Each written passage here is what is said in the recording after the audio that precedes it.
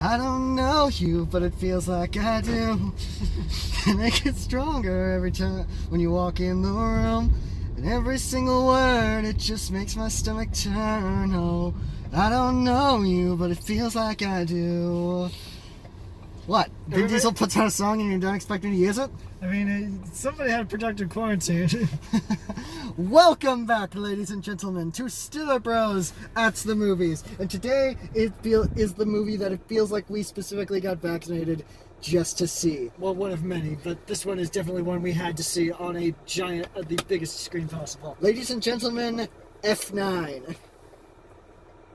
What did 9 do to you? What? No, that's... I mean, it was a PG-13. I mean, it did not do what for PG-13 animated movies what most people thought it would, but it didn't. But you don't deserve to say fuck 9. No, I'm not saying fuck 9. The name of the movie is F9. Well, why? What the fuck does that mean? What's that stand for there? Fast, I guess. What? No, it's gotta be fuck. They're hiding something there. They just do F. It's gotta be fuck. No, it's fast or furious or some bullshit like that. Whatever, Ted Cobain, get used to it. To all our fellow Ted 2 stands, thank you for sitting with us through that bit. But anyway, ladies and gentlemen, F9, The Fast Saga, as the full title would suggest. Or at least that's the title on the poster. We don't know what it's going to look like when we actually see the title come up on the screen. But this is a movie that we've been waiting for a while. If you've been watching these videos for the last few years, you know that we love us some Fast and Furious movies. And you probably know us would understand why we would be disappointed when a year ago it was announced that they were delaying the movie not just a few months, but a full year because of the COVID pandemic. And back then, again, everything else was shutting down when everyone else was saying that they were going to go push it forward a few months, and they were the only ones to say, now we're going to go next year. I was like, you fucking idiots, it's going to be over in a few months. Oh, March Spencer, you fucking idiots. Oh, March us. Everybody thought it was just going to be like 2 weeks at home. Everybody's just going to work from home for 2 weeks, and then we're all back to normal. What fucking idiots we all were then, because we forgot who was in charge of making sure that this shit would only last that 2 weeks. Hopefully that's the last time we mention him. Anyway, but Fast and Furious, the 9th one, looks like it's going to be the same kind of stuff for multiple reasons. Number one, Vin Diesel, Michelle Rodriguez, as everyone, Ludacris, Tyrese Gibson, everyone is back. Except for Dwayne Johnson and Jason Statham, but that's because they had their own spin-off. Yeah, they made their own spin-off, so it doesn't really matter. So their characters just aren't there. Number two, we got the casting of John Cena in the movie. At least I think so. I mean, every time they cut out to a separate shot in the movie, suddenly there's this like blank wall or something. Yeah, people keep saying that John Cena's in movies, but I don't know but every time they say he's in a movie, we don't see anybody. I mean, he was in Ferdinand, I guess, because we could hear him, but like everything else, it's like they took a close-up of a really blank wall, and it's like okay, I'm hearing a guy, but I can't see it. Yeah, we can't see it for whatever reason. But anyway, yes, John Cena is in this movie, and also the King returns, ladies and gentlemen. Justin Lin, the man who made Fast and Furious more than just the dude bro car version of Point Break, returns to the franchise for the first time since Fast and Furious 6. Yes, he is back after a small sabbatical to go do Star Trek and True Detective, and I don't think he's done anything else, but he did those two things while he was away from Fast and Furious. And now he's signed on for this, plus the last two movies in the franchise, as has been confirmed that the series will end with Fast 11. Yes.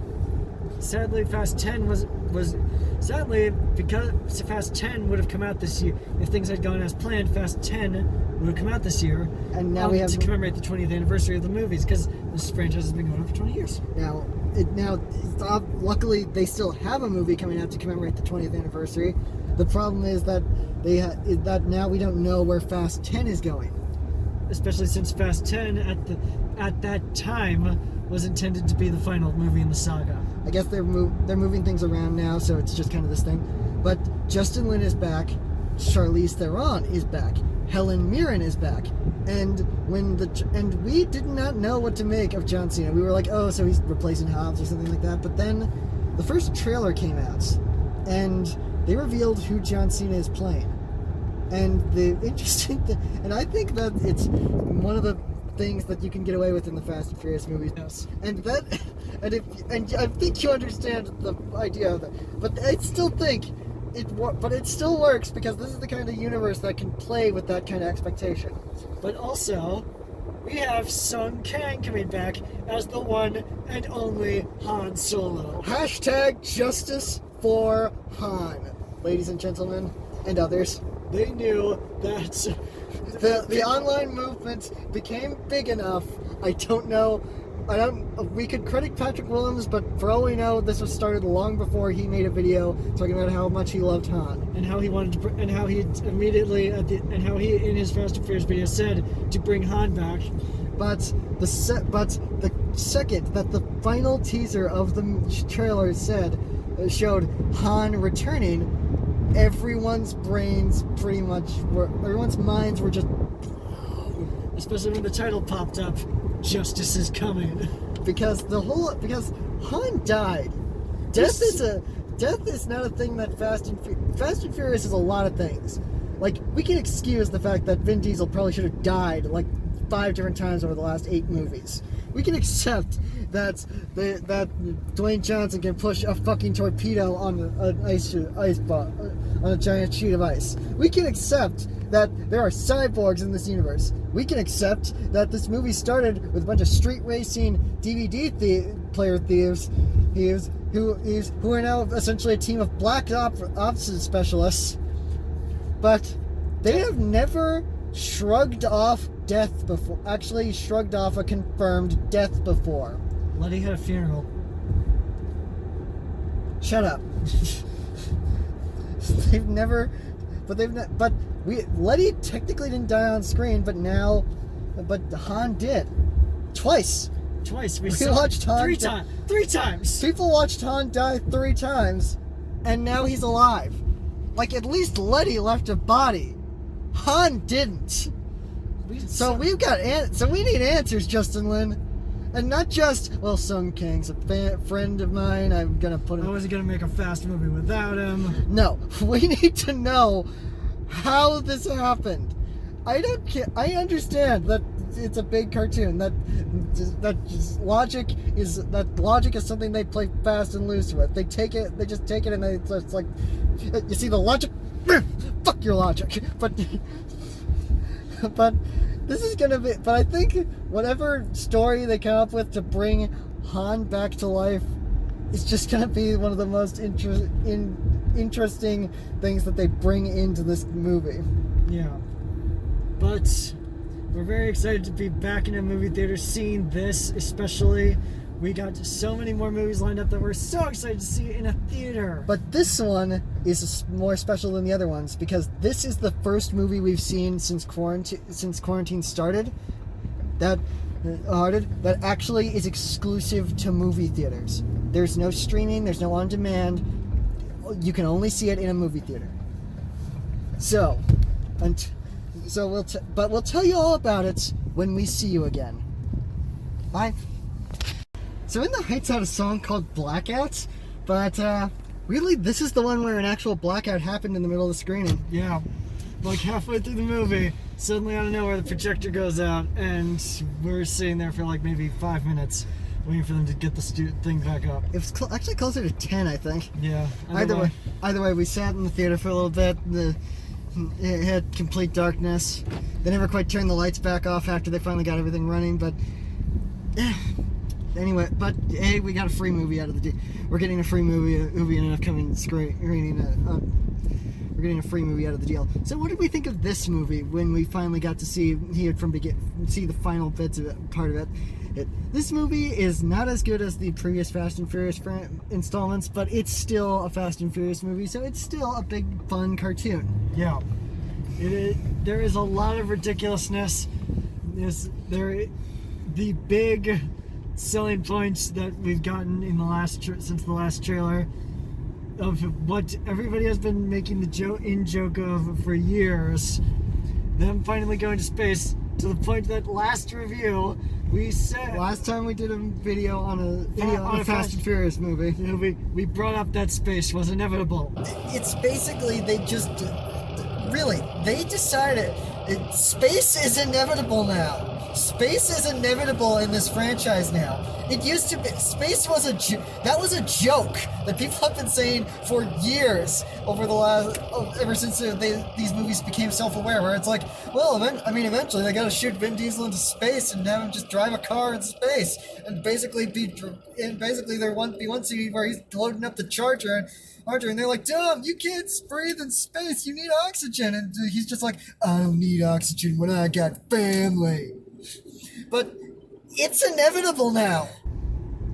Remember when that was just us playing with a meme and now suddenly it's actually here? Yeah. So it was ridiculous to send into space. They beat Tom Cruise to space. Hooray! Except Tom Cruise is actually going to space. The Mission Impossible... Fast and Furious is going to beat Mission Impossible at just about everything now because they went into space before Tom Cruise did. Yes. Tom Cruise will run up them by actually going into space and shooting a movie on the International Space Station. But for right now, they went into space first. Hooray! So how's the rest of the movie? It's all right. It's not the best. Kind of drags in the middle. There's a lot of exposition that I think got cut because the studio executive was like, this is really going a long time. Can we please just cut something? And it's like, okay. So Han has a teenage sidekick now. Yes. Who just kind of shows up and makes me question how the timeline works. Han, the way they explain Han coming back makes really kind of throws the timeline into whack because we were given to believe that he was only in Tokyo for maybe like a year tops, but this movie kind of leads us to believe that he was there for longer.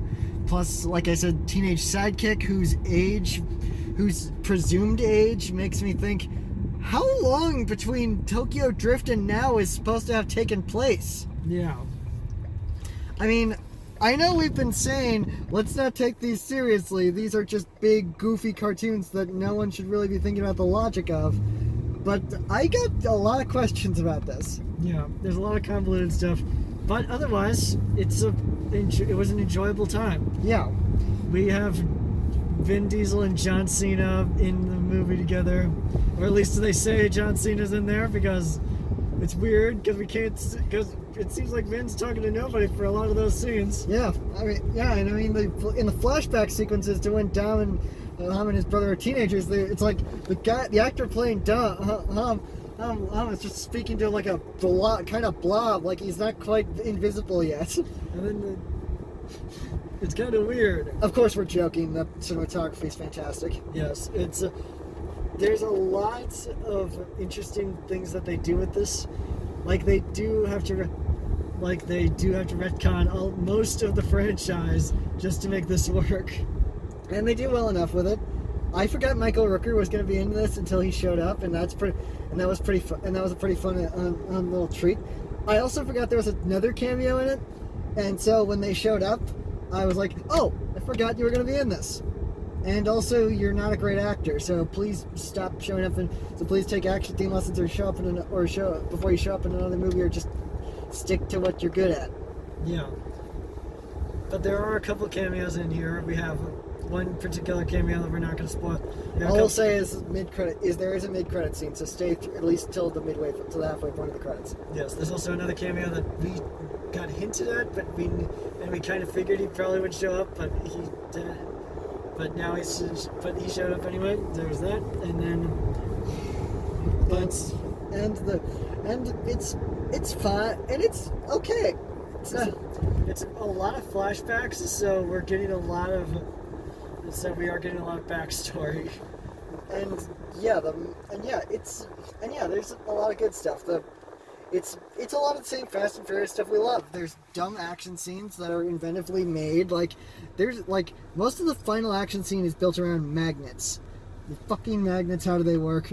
Combined with the space travel stuff, which leads to probably the dumbest joke in the movie, but still. A lot of the space travel stuff is actually pretty dumb.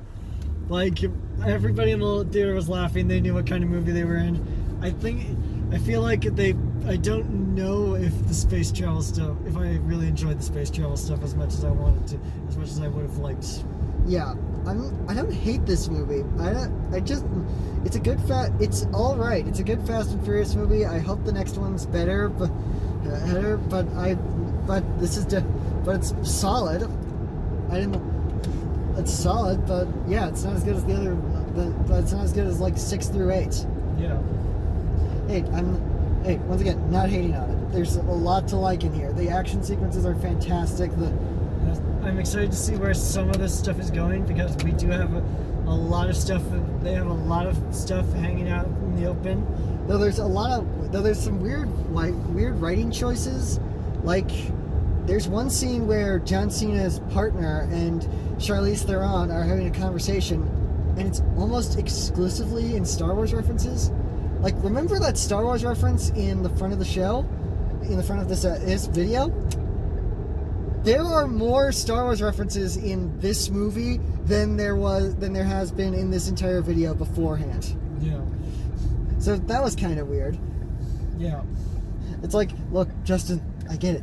You like Star Wars. You didn't need to make a whole scene that was... You could have picked literally any other movie. Yeah. Not Star Trek. Probably not Star Trek, because you already made a whole movie about that. Yeah. But, yeah, it's fine. We see a lot of cool stuff. There's throwbacks to old characters, which also throws the timeline out of whack, because like a bunch of the guys from Tokyo Drift show up and like the last time they showed up in the franchise, they visibly aged, but at least this time there's less than 5 minutes between.